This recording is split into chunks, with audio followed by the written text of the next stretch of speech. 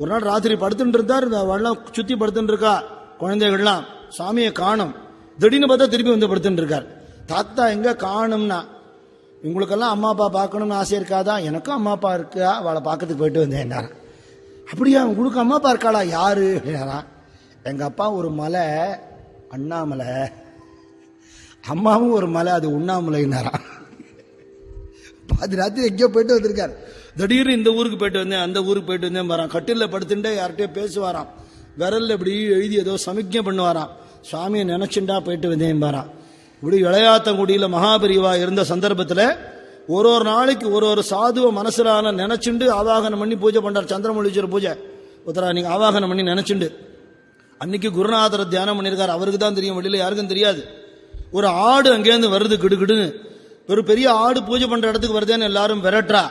பெரியவா விரட்டாதிக்கோன்னு ஜாடை காட்டினார். ஆடு கிட்டக்க வந்தது, நெத்தியில சந்தன குங்குமம் விட்டார், கழுத்துல மாலையை போட்டார், பழம் கொடுத்தார், அந்த ஆட்டுக்கு பூஜை பண்ணினார். அந்த ஆடு வந்த வழியே போயிடுத்து. யாருக்கும் ஒன்றும் புரியல. கஜ பூஜை கேள்விப்பட்டிருக்கோம், கோ பூஜை கேள்விப்பட்டிருக்கோம், அஜ பூஜை கேள்வியே பட்டதில்லை. ஆட்டை யாரும் பூஜை பண்ண மாட்டான்.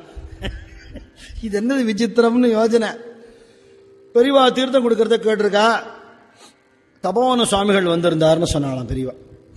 அப்ப அங்க ஒரு தம்பதி இருந்திருக்கா. அவளை நீங்க நேர சுவாமிகளை தரிசனம் பண்ணிட்டு அதுக்கப்புறம் உங்க ஊருக்கு போலாம்னுட்ட. சரின்னாவா. இங்க தபோவனத்துல பக்தாளோட பேசிட்டு இருக்கார் சுவாமி. சட்டுன்னு ஏந்து அறைக்குள்ள போயிட்டு வந்தார். நெத்தியில சந்தன குங்குமம், கழுத்துல மாலையோட வரார். இது என்னது சுவாமின்னு கேட்கிறா பக்தாள்லாம்.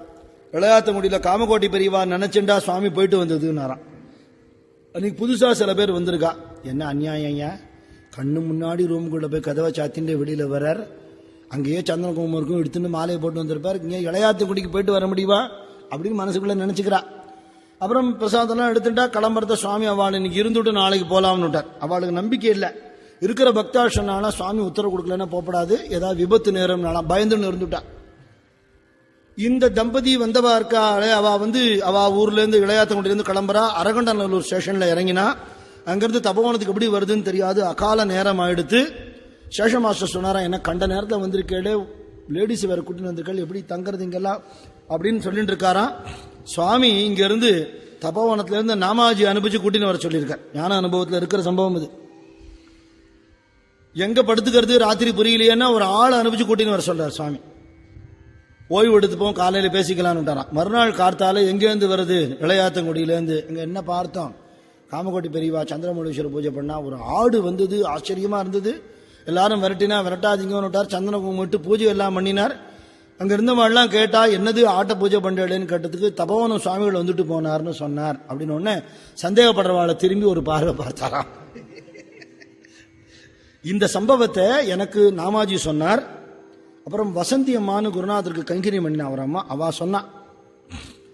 இதை ரத்னகிரீஸ்வரர் கோயில மகாபெரிவாட 100வது ஜெயந்தி உற்சவத்தின் போது எங்களுக்கு பஜனை பண்றதுக்கு பாக்கியம் கிடைச்சது. அன்னைக்கு ரத்னகிரீஸ்வரர் கோயில பெசன் நகர்ல நான் சொன்னேன்.